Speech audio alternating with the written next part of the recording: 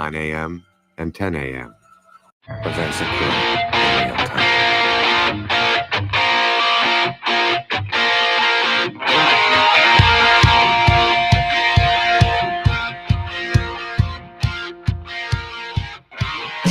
The following takes place. Oh, I completely screwed that up, folks. Sorry about that.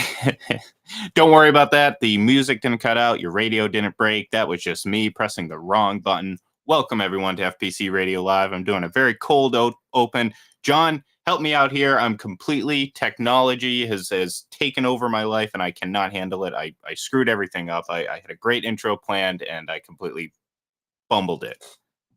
That's okay. That happens. I mean, you're getting older now. I mean, these things become much more difficult with every passing day. So I'm here to save the day. Yeah, the big orange square looked like the big green square, so I pressed the wrong button. Yeah. Unfortunately, no, I have this timing. It's habit now. We do the show so much that it's just like, I kind of know the beat when I come in, when I start talking, and then when I press the button and completely shut the music off, it threw me for a loop. But anyways, we have recovered. We are here live. I guarantee you that will be the last screw up for the next 30 seconds at the very least. I can't guarantee anything beyond that because, well, hey, we do the show live, and every so often we tend to screw up. Unfortunately for me, I'm the one on camera, and John is not. He's hiding behind an image that if I hadn't seen him at least once in person, I wouldn't even be certain it was actually him. But trust me, it's him. I'm like the Wizard of Oz, right up behind the curtain. Yeah, exactly. No, what actually got me flustered was when I went to go put the on the bottom third, the lower third here, we have a little update, and I just realized that unfortunately there was a very poorly timed autocorrect when I was typing in the bottom, so I had to remove that bottom third, and it kind of just threw me for a loop. And unfortunately, it was autocorrecting Vin into Vince, and the reason Vin was on there is because obviously we learned just not too long ago this morning, if you're just waking up, that legendary Dodgers broadcaster and baseball announcer Vin Scully passed away today. When we were on the air on Monday, we talked a lot about, obviously Bill Russell and his accomplishments and what he meant to the basketball world on top of everything else. In a baseball sense,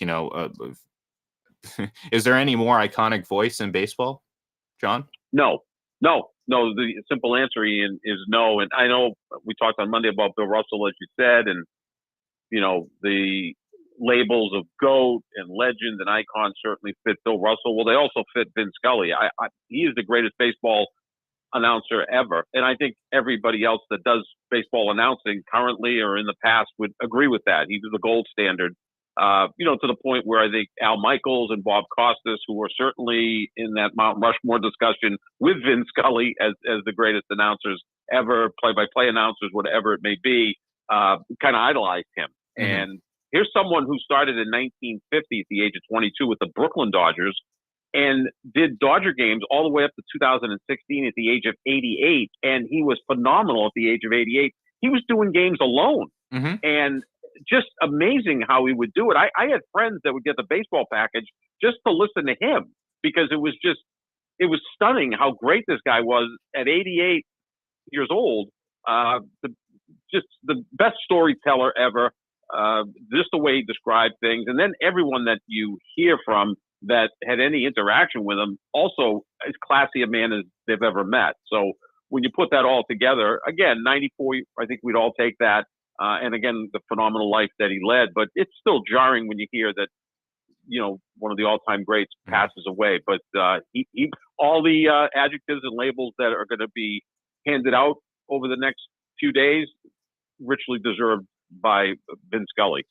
Yeah, and look, we often have the discussion in the NFL in particular about, do you actually turn in, and I'm using quotation marks, actually now that I'm on camera, I actually have to do it, but excuse me, do you actually tune in to hear the announcers? And generally it's no. They're a good compliment to the product because you like, especially if you say you're in particular a novice football viewer, to get the ins and outs of the game in a very natural way while watching the game is a great tool and it's a great thing, but no one really tunes in for the announcers. And I think that rings true for most sports. But to your point, John, there's certain things, especially in baseball. Mhm. Baseball, the broadcast crew takes on a different role and a more important role, in my opinion, because of the pace of the game and because of the style of the game. You do need more storytellers and more talented play-by-play and color people in the booth, and you need people that are going to be able to keep the attention of people fans for 3-4 hours during what sometimes can be a very slow game. Mhm. And yeah, we see this right now with the the difference in the current Red Sox broadcast booth versus what it used to be. And obviously the product on the field isn't great. Any Red Sox fan out there will certainly agree, but I think a lot of people really miss the old regime. Obviously, for a number of reasons, that is no longer possible.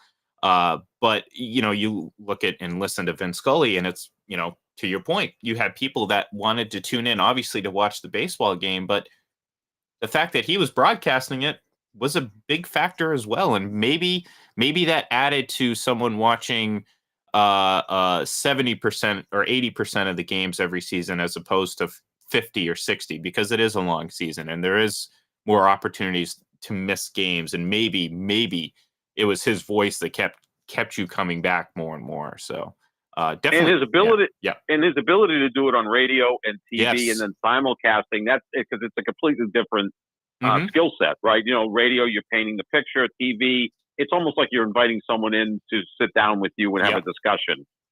So to be able to go back and forth with that, amazing. I mean, truly amazing. The career he had. Just think, I don't think we'll ever see that again. 67 years Hmm. to start that young and to finish that old. I mean, he's kind of like Tom Brady, right? Yeah. Long career that doesn't make any sense for the length of it, and or Tom Brady's like Vin Scully, because Vin Scully, was doing these games long before Tom was even born.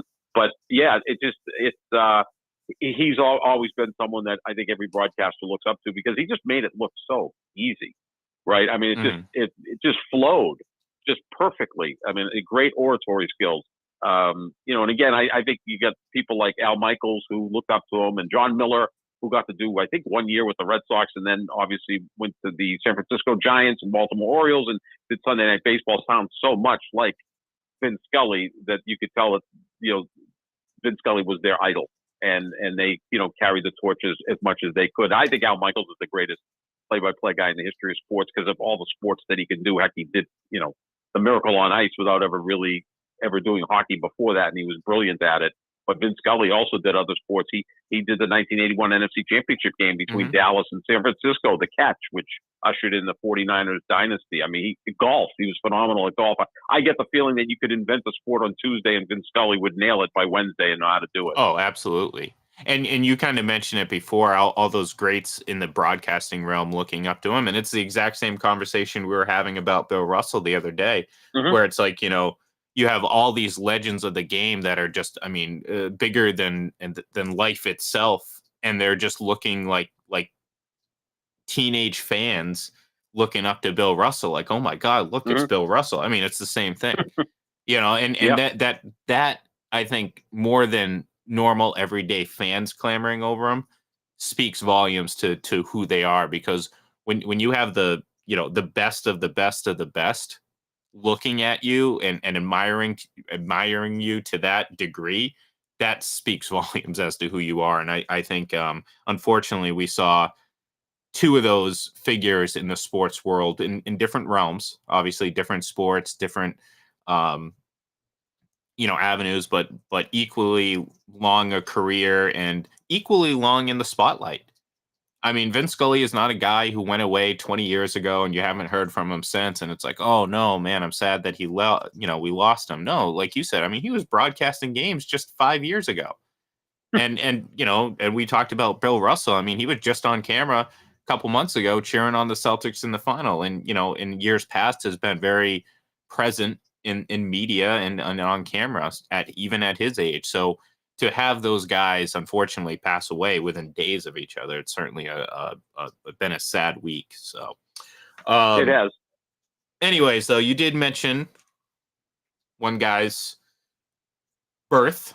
Well, it just happens to be today, and it's the 23rd anniversary of Zach Wilson being born.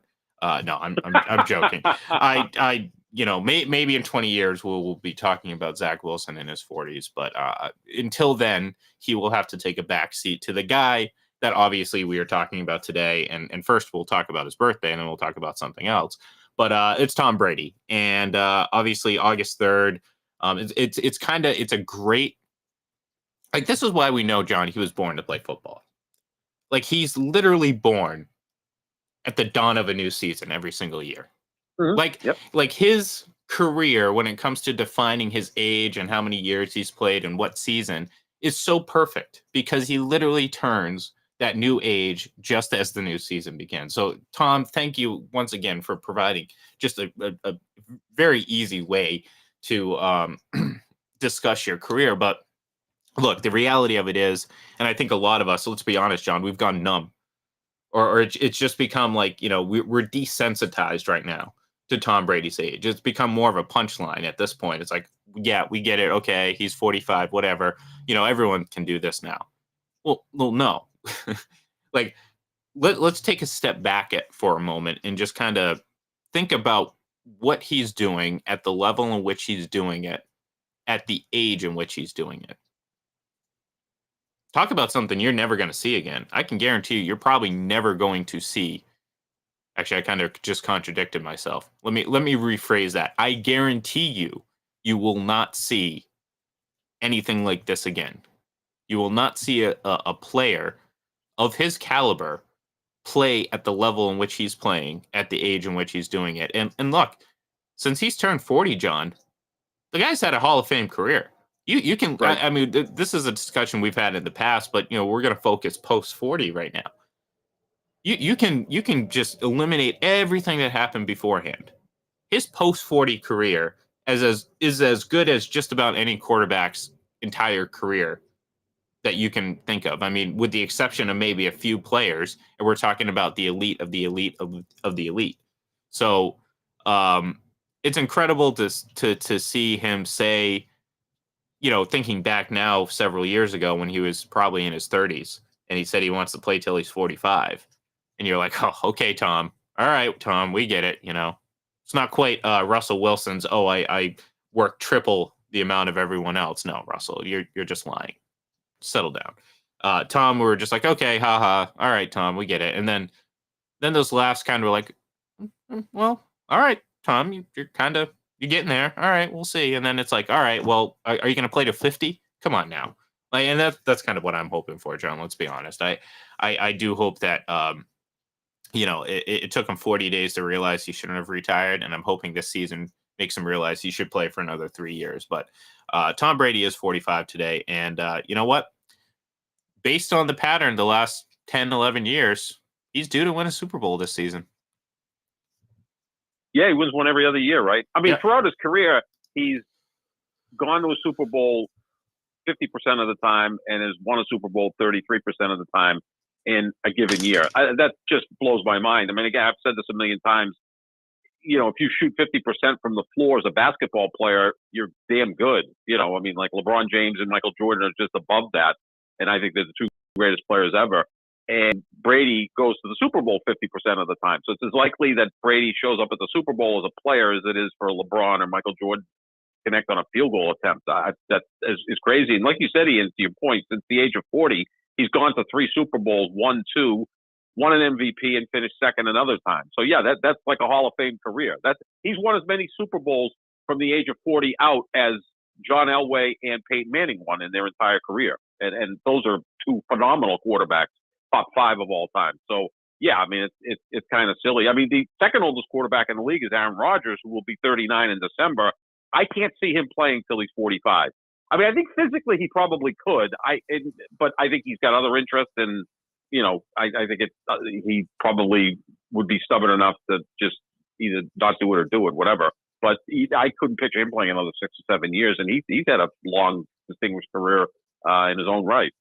And the funny thing about that is when you stack it up against Tom's, it still seems like a huge gap in length. You know what I mean? Because like Yeah. Aaron Rodgers has like the normal long career of an NFL quarterback as of right now. That's it. This is kind of like, oh yeah, these are like in the past. This is kind of what this guy played for a long time in the NFL, and it's kind of what Aaron Rodgers has done. Well, obviously Tom has shattered that standard or whatever you want to call it, um, with how long he has played. But it's kind of it's interesting, because this kind of relates a little bit to what we're going to also talk about, which is also the Dolphins situation that, in a way, involves everything involves Tom Brady. Here's the thing, John. I was asked, I don't know, probably a few weeks ago, or it came up on Twitter or something. And someone was talking about the face of the NFL. It was like, who's the face of the NFL? And my answer was Tom Brady. Like, why is that? And I said, well, for obvious reasons, the success and the current success and all that, the Super Bowls, whatnot. But the guy, and I don't know if you saw this about a week or so ago, because they came out with the jersey sale numbers. Mhm. The guy who's been in the league for 22 years is still the number one selling jersey in the league. How is that possible, John? Like everyone else on that list are either young up and coming stars, the Josh Allens, Patrick Mahomes of the world, or players on new teams. So, them being on the top of the list, that makes sense.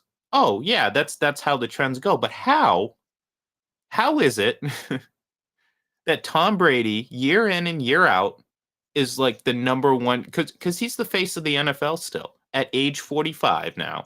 He is the face of the NFL, and it's not just because of his past.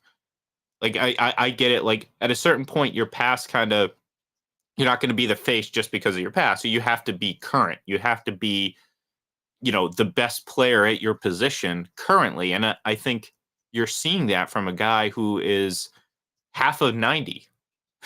Let's put it that way. He's half of 90. He's halfway to 90. He's almost half a century years old, and he's dominating at his position year in and year out. And when anyone argues, oh no, it's Patrick Mahomes as the face of the league, or it's this, it's that, so I'm like, no, it's Tom Brady, and it has been for a very long time. And trust me, the face doesn't look 45, but No, he I is. think he's had some work done on that, obviously, Well, but that's okay, and a lot of good eating and whatever else.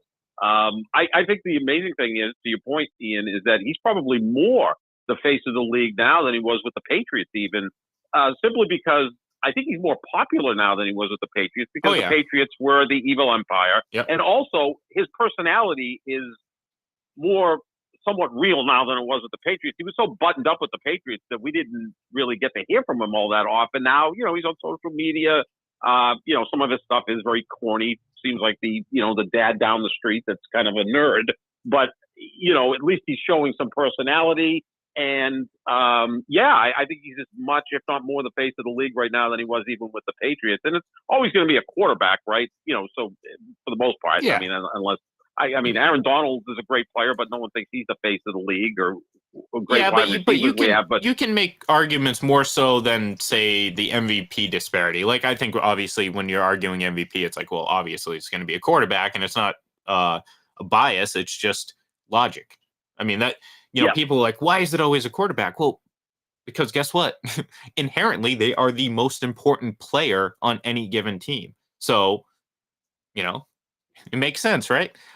Here, I think it can differ a little bit, but yeah, you're right. I mean, at the end of the day, it's more likely going to be a quarterback because, much like in the game of football, they're going to be the more popular player, a position outside of, look, when you're growing up, you wanted to be the popular quarterback, not the popular lineman, right?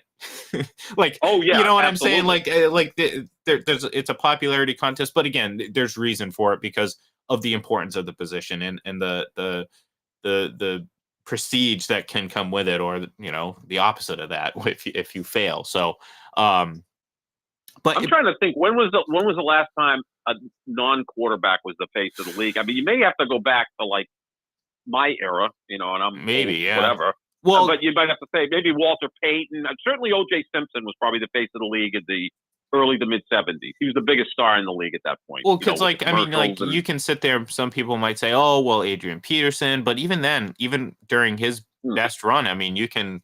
I mean that's Brady and Manning for the most part. Oh yeah, no. Like to me it doesn't.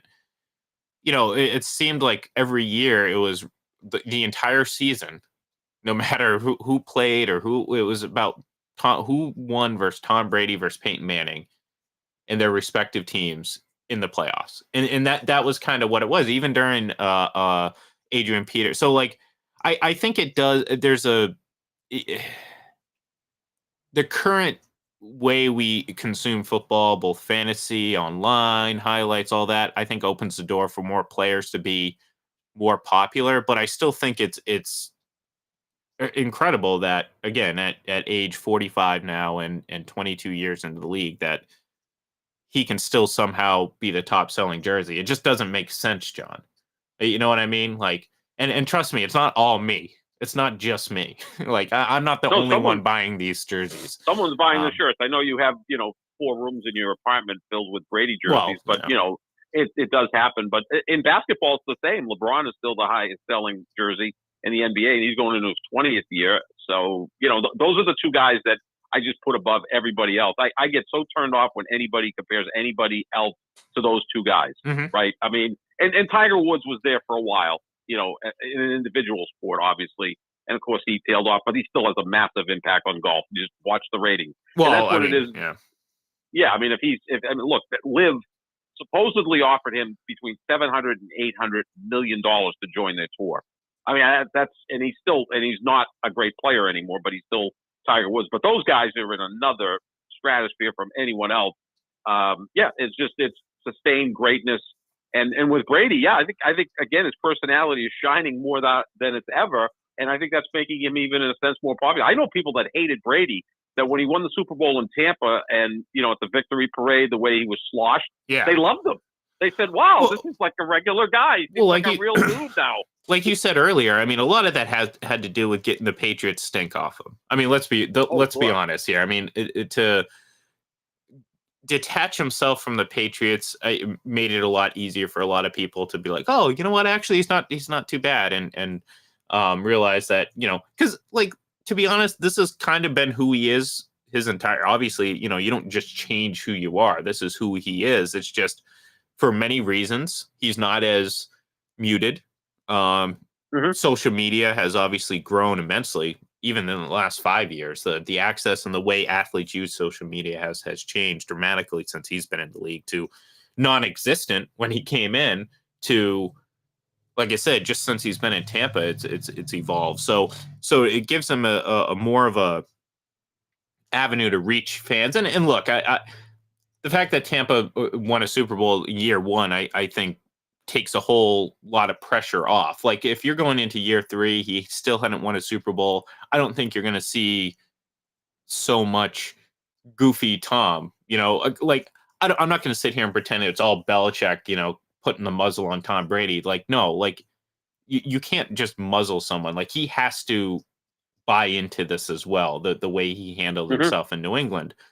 And I think you'd see a little bit more of that had they not won a Super Bowl right away, because now he would be just consumed with winning a Super Bowl with Tampa. I mean, he still is, obviously. Like that's not changing. But I think just to another degree, had they not won in year 1. But like I don't know. It's gonna be interesting to see what ultimately happens this year. I have a lot of. I mean, obviously, like I said, I'm not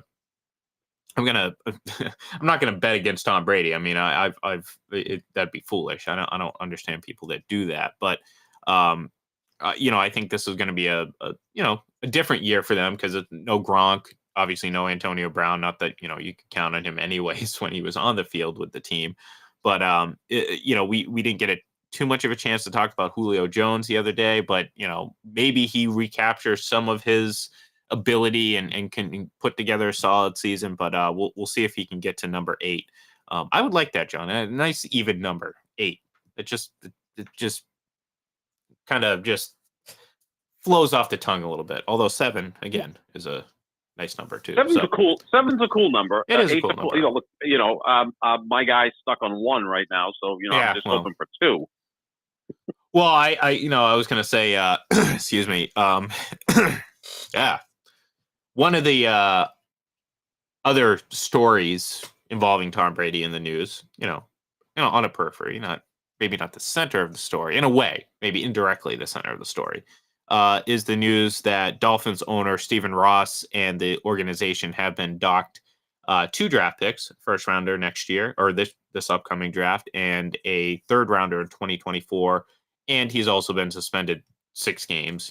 I roll my eyes to that, but suspended 6 games, $1.5 million fine, and I believe their one of their VPs was also fined as well for tampering, John, and some obsessive, apparently, tampering with both Tom Brady and Sean Payton, going back as far as I think they said late 2018, early 2019. So while Tom was obviously still with the Patriots, and look, I chuckle at this because first of all, we you immediately think of the story earlier this offseason where Tom Brady was trying to angle himself to the Dolphins this year, and again, it still doesn't at this point make sense exactly the way people are trying to describe it, because again, that still doesn't change the obstacle of, we talked about this before, of having him get a release from the Buccaneers and the Saints releasing Sean Payton and all that stuff. And plus on top of the fact that, like, if Tom really wanted to go to the Dolphins, why didn't he sign with him as a free agent? You know what I'm saying? Like, if Stephen Ross was... That is a mystery. Yeah, that is a mystery. I mean, he was there to be had, right? I mean, and there weren't many teams bidding on him. So I thought, I mean, this is weird. This clearly feels like, first of all, there is a lot more interest on the Dolphins side. Let's be clear. They clearly, I mean, and why wouldn't you? Look, you're Stephen Ross. You've watched Tom Brady. Well, I mean, he had struggled against the Dolphins, but from a distance, you've watched him and the Patriots win 6 Super Bowls, and you've watched him on the field and know that he's a great quarterback and the GOAT and all that stuff. Of course you want Tom Brady.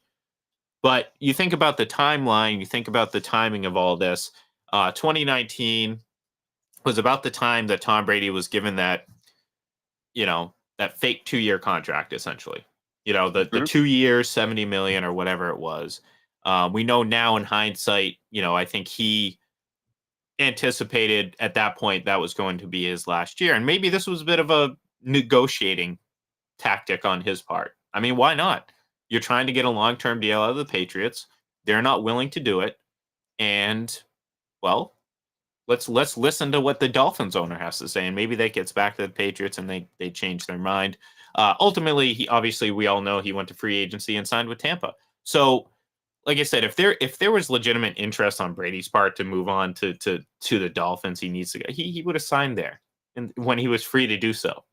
let's be honest. Let's not overcomplicate things. This was obviously, in my opinion, the Dolphins really wanting this duo. They saw the writing on the wall, possibly with Brady and the Patriots. They thought maybe they could pry him away. So let's start luring him away. Let's continue to entice him. And look, Sean Payton's coming available. Let's try to get him. And as Roger Goodell said in his determination or whatever, it was just a very clear and evident case of tampering on the Dolphins' part. And, obviously they got fined a very hefty amount and docked multiple draft picks because of it, including a first rounder, which is always significant. So, I think this is a way for the league to punish the Dolphins without punishing them for a certain reason or reasons. I think, first of all, the whole Brian Flores case that came to the forefront 6-7 months ago, with racial allegations, the league doesn't want to go anywhere near that. And also, we heard from sources that Stephen Ross was going to pay Brian Flores $100,000 a game to throw a game. That's another thing. He was just kidding. He was just kidding. Yeah, he was just kidding. Yeah, just kidding. JK. These crazy billionaires, whatever, they get together and they say crazy stuff. So I think the league was like, oh, Lord, those are like 2 areas we don't want to go. So we've got to find them and let's just come up with tampering. It's like you get pulled over for speeding and you find something else as there's an inspection taking place. So I think that's part of it as well. Well, look, and tampering doesn't need both parties to, participate in it. You know what I'm saying? So like this could have been clearly just the Dolphins continuing to try to engage in, because like, look, John, the way tampering is, I mean, that's why we kind of joke at the legal tampering, quote unquote, period in the NFL and free agency, because like, tampering is the difference between, say you get together, you're an athlete and you get together with an owner of another team and you talk strictly everything but football, and that's fine. But one slight mention of, hey, maybe you can come play with us, that's tampering.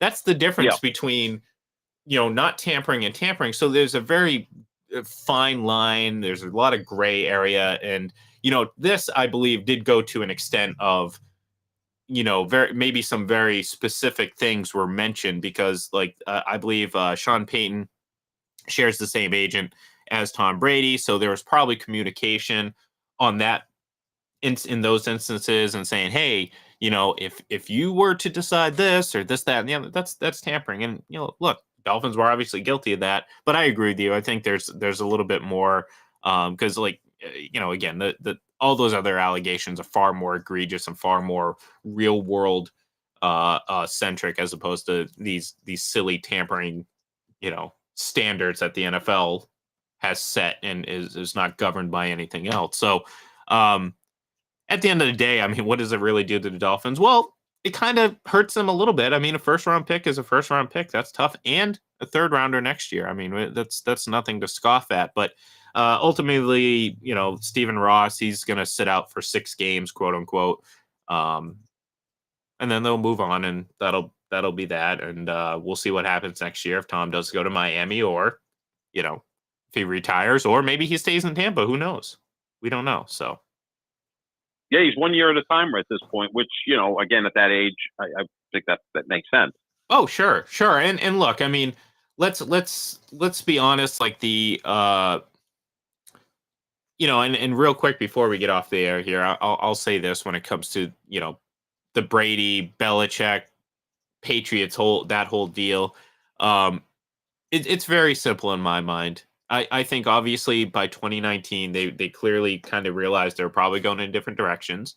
Belichick was doing exactly what he's supposed to do. I mean, we sit here and laugh now and say, of course, Tom Brady's playing till 45, but he can't assume that as a head coach. So he has to plan for the future. Well, planning for the future doesn't usually involve giving a quarterback that's post 40 a long-term deal, regardless of who it is. So from a team and a responsible standpoint, Belichick did the right thing.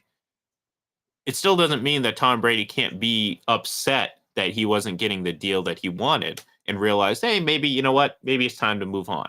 Both things can be true, and it doesn't mean that they hated each other. It doesn't mean one forced one out and the other, tried to stab each other behind the back. Everyone wants the most dramatic, situation to occur. But the reality of it is, I think just naturally things played out the way they did.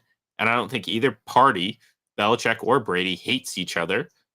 You know what I mean? I think they laugh at some of these media-driven narratives. I mean, that the reality of it is, look, John, it's juicier to talk about, strife and conflict between these two people that won so much. Because it's like, haha, see how the mighty have fallen, John. Well, not really. Tom went on to win a Super Bowl. Bill Belichick took a rookie quarterback to to the playoffs, and it looks promising. So, I mean, have the mighty really fallen?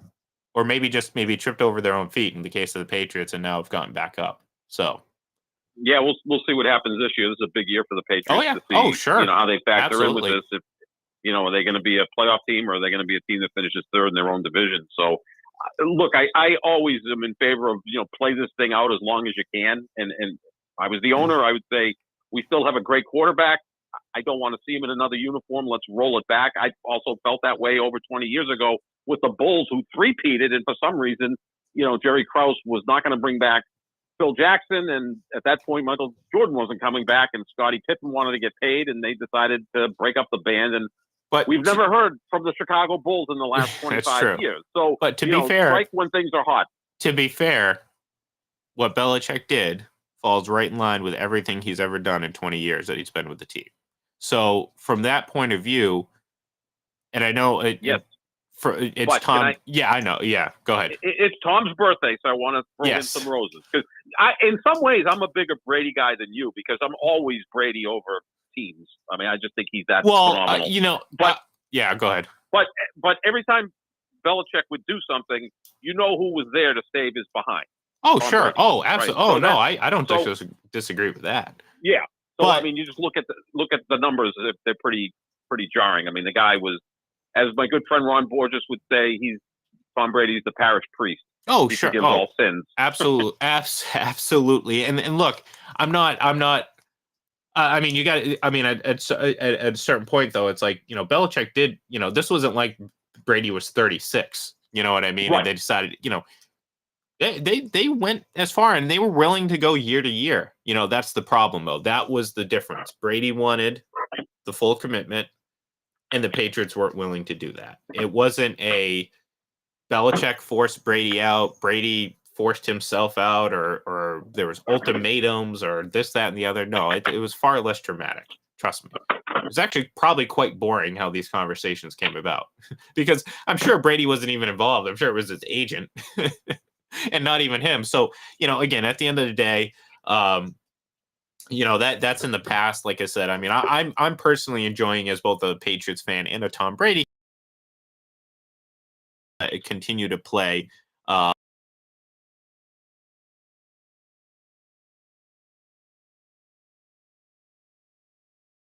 That's going to be it for us here today. We got John still here. Don't worry. We lost his image, but we still have him up here. That's going to be it for us here today. Like I said, keep an eye on fullpresscoverage.com, fullpresshockey.com. We have obviously training camp in the NFL, the offseason in the NHL, and a lot of great stuff in between. So keep an eye out for that. Follow us on Twitter at FullPressNFL, at FullPressRadio, and of course at FPC Radio Live. Have a great day, folks, and we will talk to you later.